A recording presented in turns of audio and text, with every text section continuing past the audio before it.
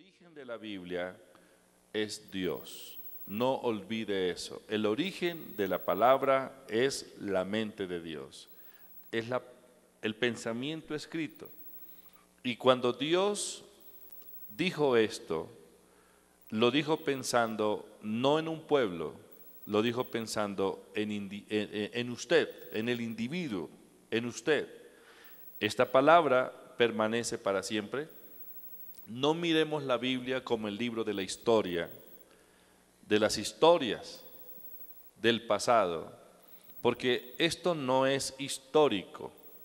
Podemos tomarlo desde ese punto de vista, pero si yo me quedo en la historia, automáticamente me estoy aislando o apartando del pensamiento y de la vigencia de la palabra.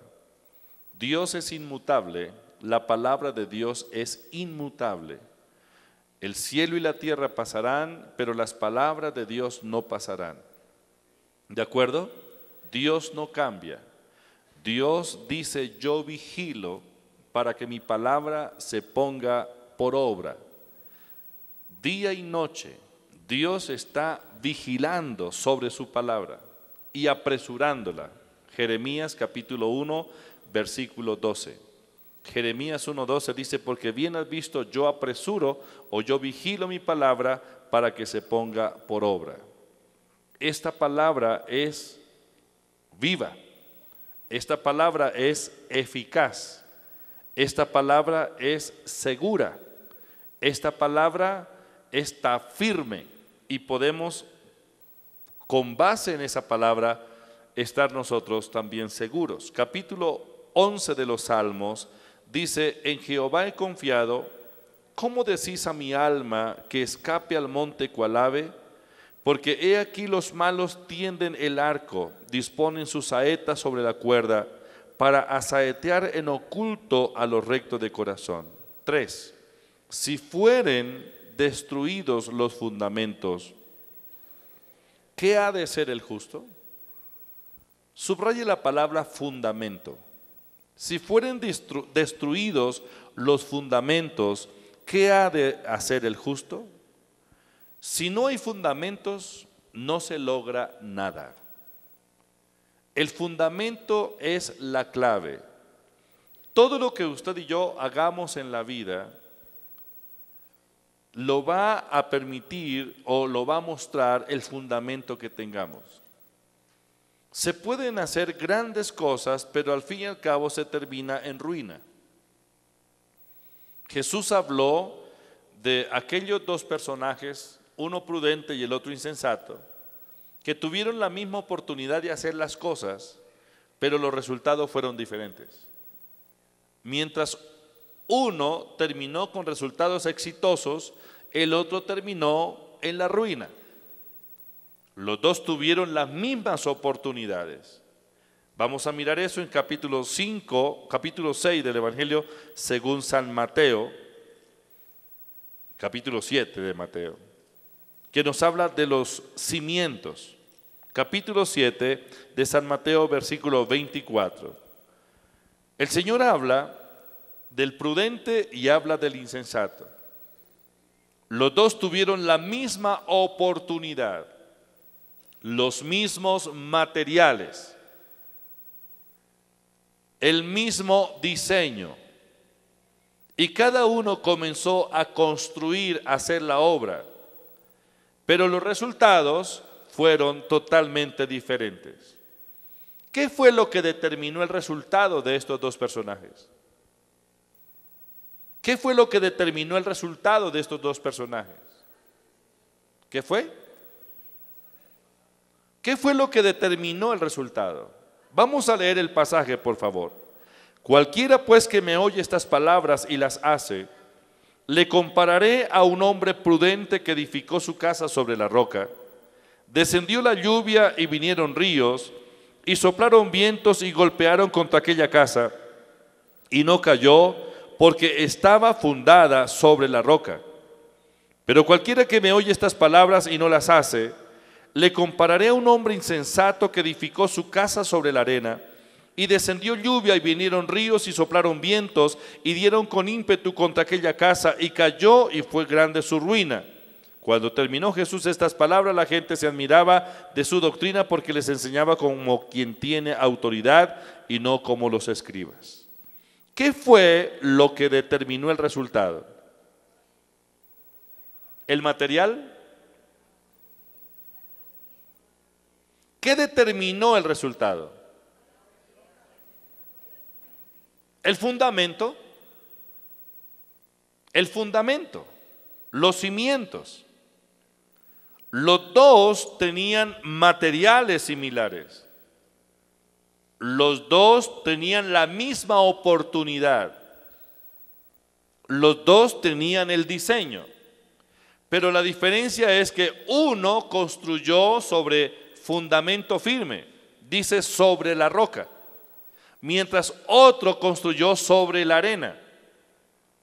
Los dos tuvieron los mismos desafíos. No es que uno fue desafiado y otro no. Uno se vio amenazado y el otro no. Uno fue atacado y el otro no. Los dos fueron atacados con las mismas circunstancias. El río, la lluvia, el viento vinieron con ímpetu contra las casas. Solo que una cayó y la otra se mantuvo. Pero lo que determinó el resultado, el éxito y el fracaso fue el cimiento que tenían. Se pueden hacer muchas cosas en la vida, pero si no hay cimientos, se termina en frustración, se termina en pérdida. Todos los proyectos que nosotros ejecutamos en la vida, los resultados de ellos serán siempre el fundamento. Aquí no es factor suerte. Aquí no es que Dios tiene predilección por unos y por otros no, porque ese es uno de los pensamientos que a veces se meten en la cabeza y es, bueno, yo soy el menos favorecido, Dios trata mejor a unos y a otros no los trata igual y a mí me tocó en el otro lado y por eso no me ha ido bien en la vida, es que la suerte a mí no me ha acompañado y se depende del factor suerte. Pero ese pensamiento debemos corregirlo, porque no somos el resultado del azar, no somos el resultado de la suerte. Nuestra vida es el resultado de los fundamentos que hemos echado. Su vida, mi vida, el resultado de lo que somos hoy depende, mejor, lo que somos hoy es el resultado de la cimentación que tenemos. Eso es todo. Las oportunidades iguales, los retos iguales, todos en la vida tenemos que pasar por dificultades. Dígame, ¿a quién no le ha dado fiebre? A todos, de una u otra manera, hemos sido desafiados, retados. ¿De quién no han hablado? Hablaron de Jesús. Esta semana estaba pensando, esa gente fue muy abusiva con el Señor. Hablaron de Él cosas terribles en una ocasión porque lo vieron sanar a un sordomudo, dijeron que era un endemoniado, que era una encarnación satánica. Dice, Él lo hace por Belcebú. ¿Qué más decían de Jesús? Decían cualquier cantidad de cosas.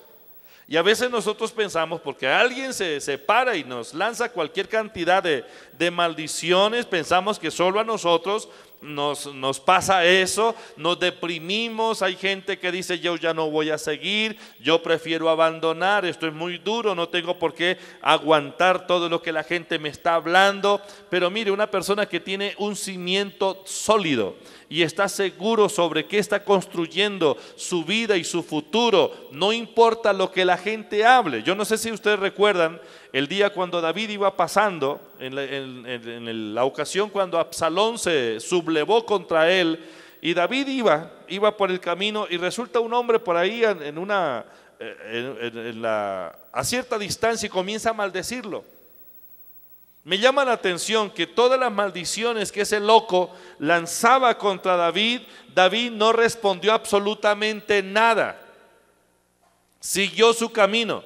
Porque hay algo, cuando está determinado usted, cuando estamos determinados a hacer lo que Dios nos ha dicho que hagamos, tenemos el diseño de lo que Dios dice que debemos hacer, no podemos distraernos parando la oreja para recibir información indebida. Todos en la vida tendremos oportunidades, como también todos tenemos dificultades.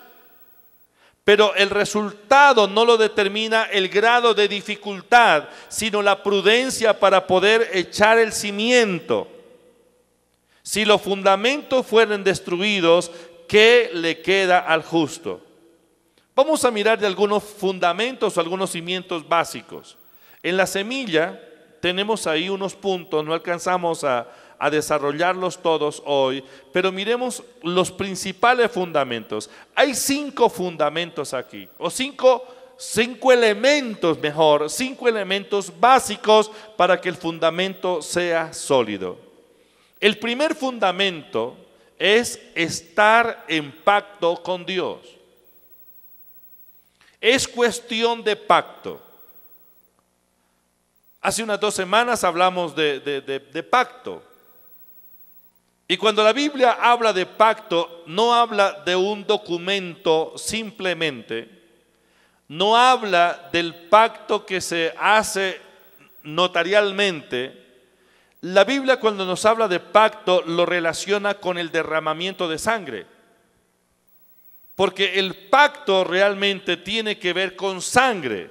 Y siempre se usa la palabra corte o cortemos el pacto. Ya les explicaba la vez pasada cómo era la cuestión de entrar en pacto entre 2 partes. El pacto que tiene que sellarse con sangre, las familias que pactaban, al estar sus dirigentes uno frente al otro, lo que hacían era intercambiar su sangre, rompiendo sus venas, cortando sus venas, poniendo sangre en una vasija, mezclando esa sangre, tomando cada uno una porción de la sangre mezclada y luego cicatrizando con tierra para que quedara una marca de por vida. Pero en ese momento, cuando se estaba sellando o cortando el pacto, cuando se estaba cortando el pacto, el compromiso no era solamente de los dos, no era bilateral el compromiso, o la obligación no era bilateral, sino que la obligación al cortar el pacto alcanzaba a toda la descendencia. Así es de que si el abuelo, que fue el que cortó el pacto, se murió, no importa, la obligación continúa. La obligación sigue. Entonces viene el nieto, viene el bisnieto, viene el tataranieto y el pacto por generaciones. Cortar el pacto significa comprometer la generación. El pacto con sangre, según la Biblia, no es solamente para la persona que se compromete inicialmente, sino que esa persona se compromete a nombre de todas sus generaciones. ¿Sabía usted que cuando Dios cortó el pacto con Abraham, porque Dios cortó el pacto con Abraham, hubo derramamiento de sangre? Génesis capítulo 15, Génesis capítulo 17, Dios no solo hizo pacto con Abraham, sino hizo pacto con Abraham y toda su descendencia, para 1000 generaciones. Abraham cortó pacto con Dios y en Abraham todos nosotros quedamos incluidos o afectados por ese pacto. ¿Cuáles son los beneficios del pacto? Los beneficios del pacto son muchos, pero lo podemos resumir de la siguiente manera. El pacto con Dios, el pacto que Abraham hizo con Dios, el beneficio es que Dios se comprometía, se obligaba a sí mismo a ser el Dios de Abraham y el Dios de su descendencia. Y dice la Biblia, Dios se compromete para liberarlo de todos sus enemigos, para hacer una descendencia fuerte y poderosa sobre la tierra, pero también Dios le dice, los bendigo, los multiplico y les doy la tierra y nada les faltará. O sea, una cantidad de beneficios. Abraham entra en pacto con Dios. Abraham camina en pacto con Dios. Abraham sabe, si yo quebranto el pacto, me vienen las maldiciones encima. Una persona que no está en pacto carece de fundamento. El elemento para el fundamento en el cual debemos pararnos, el elemento 1 se llama pacto con Dios. Hablábamos del capítulo 22 de Génesis. Alguien podrá decir, la fe de Abraham allí es impresionante. Y estamos refiriéndonos al día cuando Dios le dice a Abraham, entrégame a tu hijo. Quiero tu hijo, Abraham. Y la Biblia dice que Abraham salió con su hijo al monte Moriah, con leña, con cuchillo y con fuego, y con un asno. ¿Por qué Abraham hizo lo que hizo? Y se fue al monte a sacrificar a su hijo. ¿Lo hizo por la fe o por qué? ¿Por qué lo hizo Abraham? ¿Sabe por qué lo hizo Abraham? Abraham no necesitaba fe en ese momento. Él lo que tenía que entender era, estoy en pacto con Dios. Y porque estoy en pacto con Dios, lo mío es de Él. Y si yo cumplo con mi parte, entonces lo de Dios siempre será mío. Eso es pacto. Hay una reciprocidad en el beneficio. Lo de Dios es mío, lo mío es de Dios. Mire, Abraham escuchó la palabra. Dios le dice, Abraham, sacrifica a tu hijo, a tu Isaac. Y el hombre no lo pensó dos veces, sencillamente se fue callado. Sí, no dijo nada. 3 días de camino, caminó con su hijo, caminó y no dijo absolutamente nada. Él estaba convencido. Si Dios hizo pacto conmigo, yo hice pacto con Dios, Dios tiene todo el derecho en lo que me pertenece. Y así como Él tiene todo el derecho en lo que yo tengo, también yo y mi descendencia tenemos derecho en todo lo que es de Dios. Y se fue. ¿Quién estaba ganando ahí? ¿Quién estaba ganando? ¿Para quién era la ventaja? Para Abraham, porque él sabía, Dios puede darle vida aún a lo que no existe. Dios puede llamar aún de entre los muertos. Esa es una actitud y convicción de Abraham. Abraham dice, aunque yo le sacrifique a Isaac, Él siempre me proveerá, porque no podrá quebrantar el pacto que acabamos de firmar, porque Dios es un Dios de pactos. Si usted anda en pacto con Dios, si usted entiende el principio del pacto, usted está echando un cimiento, diga cimiento, fundamento. El segundo elemento es la consagración. Consagración. La palabra en Job, capítulo 22, versículo 23, Job 22, 23, por favor ayúdenme a leerlo. Mire esta palabra, Job capítulo 22, versículo 23 dice, si te volvieres al Omnipotente serás edificado y alejará de tu tienda la aflicción. Tendrás más oro, pensé que lo estaban leyendo, tendrás más oro que tierra. Estoy en Job 23, 24, tendrás más oro que tierra, y como piedra de arroyo de oro de Ofir, el Todopoderoso será tu defensa, y tendrás plata en abundancia. ¿Lo está viendo? Tendrás plata en abundancia, porque entonces te deleitarás en el Omnipotente y alzarás a Dios tu rostro, orarás a Él y Él te oirá, y tú pagarás tus votos. Determinarás asimismo una cosa y te será firme, y como tus caminos resplandecerá luz. Cuando fueren abatidos, dirás tú, enaltecimiento habrá, y Dios salvará al humilde de ojos. Hay un llamado aquí: estar en amistad con Dios, estar en paz con Él, apartar de la tienda la aflicción, volvernos al Omnipotente, sacar la iniquidad, la maldad. Segundo elemento: no se puede construir sobre otro fundamento. Pacto, diga pacto. ¿Cuántos saben que están en pacto con Dios? Diga, estoy en pacto con Dios. ¿Cuándo fue que cortamos el pacto con Dios? ¿Cuándo cortamos el pacto con Dios? Cuando Cristo derramó su sangre. La sangre de Cristo fue derramada para que usted y yo entráramos en pacto con Dios. ¿Se acuerda cuando tomamos la Santa Cena, que generalmente leemos ese pasaje de la Escritura cuando el Señor dice: esta es mi sangre del nuevo pacto que por vosotros es derramada? Muy bien. 2, consagración, diga consagración. Es necesario consagrar nuestra vida a Dios. Número 3, dedicación, diga dedicación. Esto tiene que ver con compromiso, compromiso. La semilla, para que fructifique, tiene que ser plantada, tiene que ser comprometida. Yo no puedo tener resultados si no asumo un compromiso. Número 4, afecto, diga afecto.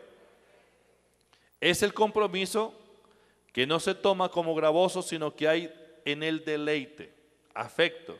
Número 5, adicción al reino. Diga, soy un adicto del reino. Mire, hay 5 elementos aquí, que son fundamentos: pacto, consagración, dedicación, afecto y adicción al reino.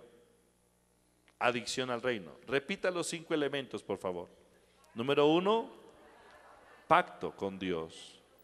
Número 2, consagración. Número 3, dedicación. Número 4, afecto.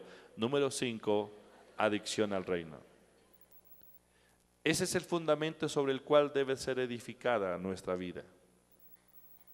Los resultados serán notorios. Una persona adicta al reino de Dios, como dice Lucas, mas buscad primeramente el reino de Dios y su justicia, y todas las demás cosas os serán añadidas. Debe haber adicción, diga adicción al reino. ¿Cree que un hombre, una mujer, un hijo de Dios, adicto al reino, que busque el reino de Dios por encima de todo, primeramente, Mateo capítulo 6, versículo 33, primeramente, por encima de todo, el reino de Dios, primeramente, Nueva Versión Internacional, mas busquen primeramente el reino de Dios y su justicia, y todas estas cosas serán añadidas. ¿Cree que una persona, un hombre, una mujer de Dios que sea adicto del reino, busque el reino primeramente, cree que Dios le va a negar alguna cosa buena? No, no. ¿Sabe por qué? Porque Dios va a confiarle todas sus cosas, no solamente sus privilegios, sino también sus riquezas. Dios va a confiárselas a esa persona. ¿Se imagina un hombre apasionado por el reino de Dios, apasionado por la presencia de Dios, una mujer apasionada por la presencia de Dios, por el reino de Dios, y que fuera archimillonario? ¿Qué puede ocurrir? ¿Qué puede ocurrir? Hay gente que piensa que si tiene mucha plata de pronto se pierde. Ya estaba perdido. Para perderse no necesita plata. Es la inclinación del corazón. Les contaba a la vez que oí de una persona que vivía en el templo. Era el que abría, el que cerraba, se acostaba en la plataforma, y siempre en el templo llegaban por la mañana a orar y lo encontraban arrodillado. Qué hombre tan espiritual, qué hombre, mírelo. Siempre estaba dentro del templo. Un día llegó dinero suficiente a sus manos, bastante dinero. Y cuando él tuvo dinero en sus manos, varios millones, ya no lo veían en el templo, ya no estaba orando, ya no estaba ayudando, ya no estaba trabajando ahí en las cosas del templo, y comenzaron a verlo en los burdeles, en los prostíbulos, embriagado y viviendo una vida desordenada. Y los hermanos de la iglesia comenzaron a decir, mire cómo el dinero lo perdió. Por causa del dinero se perdió. ¿Creen ustedes que fue el dinero lo que lo perdió? El tipo andaba perdido, lo que pasa era que no tenía plata para hacer lo que quería. Es que hay gente que no hace lo que quiere hacer porque no tiene plata. Pero no es que la plata sea mala, no es que el dinero sea malo. Hay gente que ayuna y ayuna, pero ayuna es porque no tiene para qué comer, no tiene y le toca ayunar. Pero póngale un buen sancocho.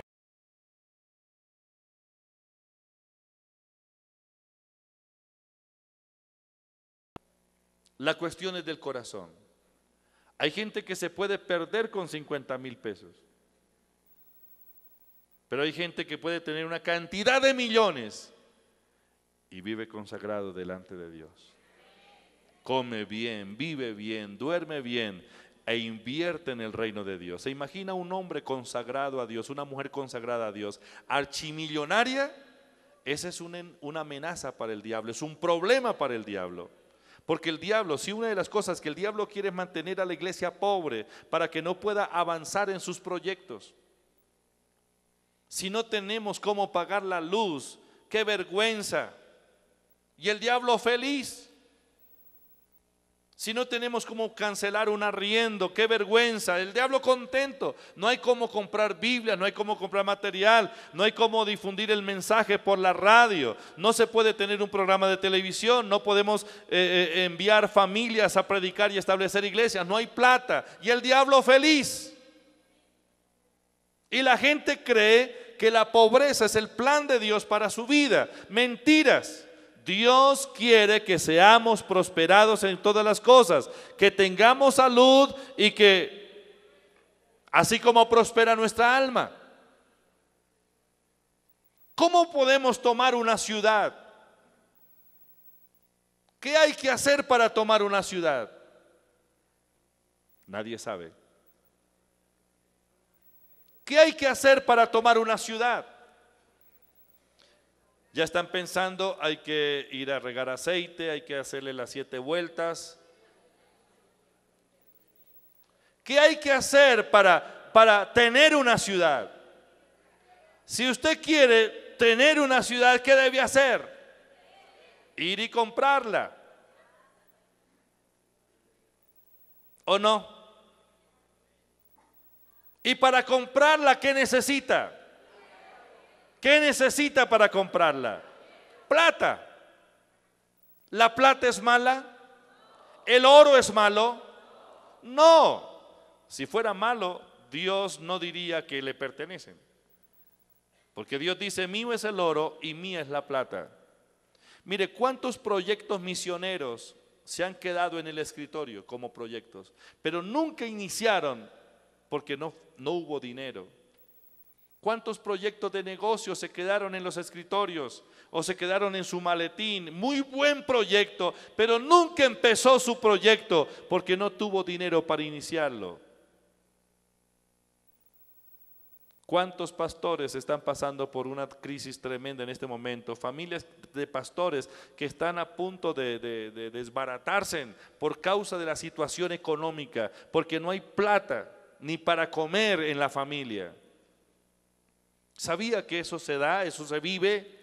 ¿Cuántos pastores están a punto de entregar su ministerio y abandonarlo todo porque no tienen recursos? Y el diablo les ha dicho, mire, para usted no hay nada y a usted le toca pagar el precio y tiene que vivir en la pobreza y tiene que estar llamando a ver de dónde viene el socorro. Y se han olvidado del principio. Pero ¿saben una cosa? Dios no tiene ningún problema para soltarle a usted la cantidad de dinero, de oro o de plata, con tal de que su corazón sea recto delante de Dios, con tal de que usted tenga una adicción al reino, que usted entienda que vive en pacto, que usted entienda que es un medio de distribución. Póngase de pie porque se nos fue el tiempo.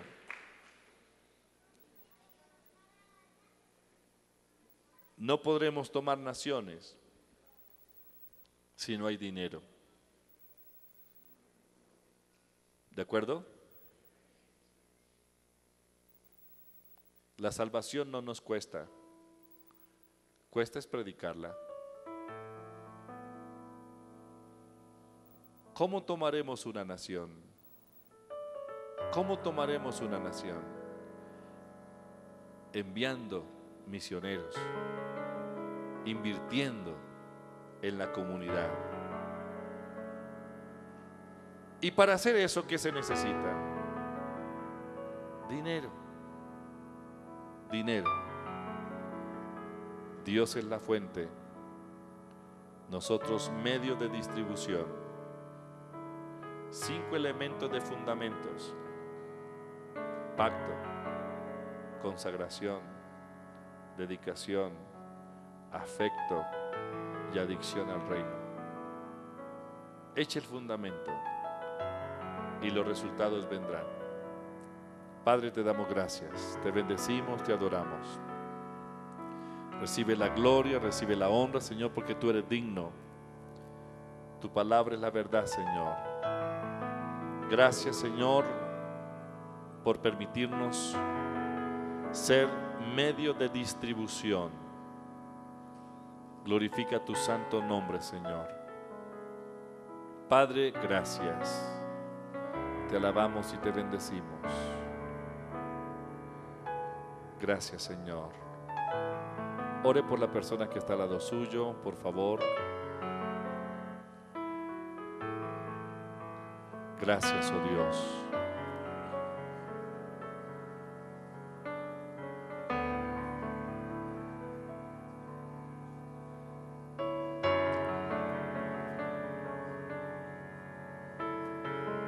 Gracias, oh Dios. Gracias, oh Dios.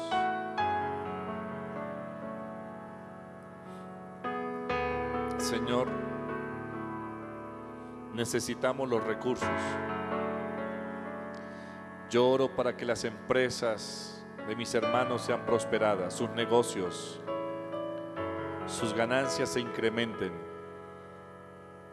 que el endeudamiento cese. Toda deuda es cancelada.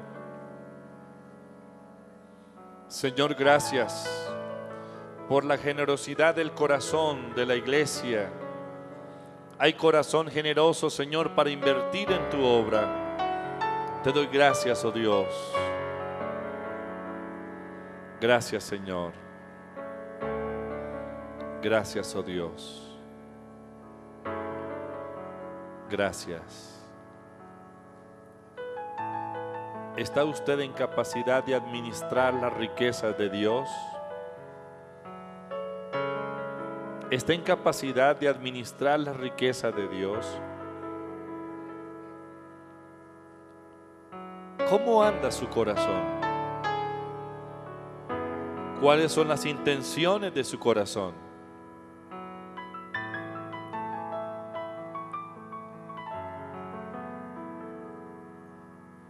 ¿Acaso puede entender el principio del pacto?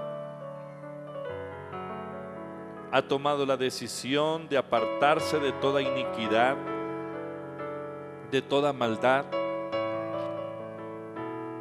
¿Está dispuesto a dedicarse de tiempo completo en el propósito de construir el reino de Dios?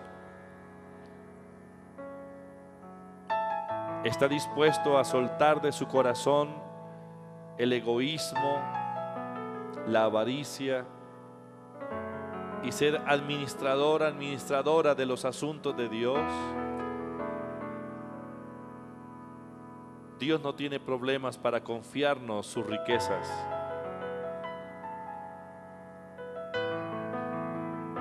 Señor, gracias. Oro, Señor, por los recursos para cada ciudad donde estamos plantando iglesias. Oro para que cada familia de PAI entre en esa dimensión de prosperidad. Nuevas ideas, Señor. Señor, glorifica tu santo nombre. Declaro que mis hermanos pastores y sus familias no les faltará ninguna cosa buena. Y que la provisión viene, Señor, en abundancia para que estos ministerios se desarrollen. Oro por estas regiones del país, Señor. La región de Occidente, la región del Valle, del Cauca, de Risaralda, Quindío, Señor. La región de los Santanderes, de la costa atlántica. Señor, necesitamos tomar esas regiones y plantar tu palabra, plantar tu reino, Señor. Dios mío, glorifícate. Levanta vallado alrededor de mis hermanos, Señor, alrededor de nuestra vida. Gracias, oh Dios. Úsanos, oh Dios, y prospera la obra de nuestras manos. En el nombre de Jesús. Gracias, Señor. Gracias, Señor.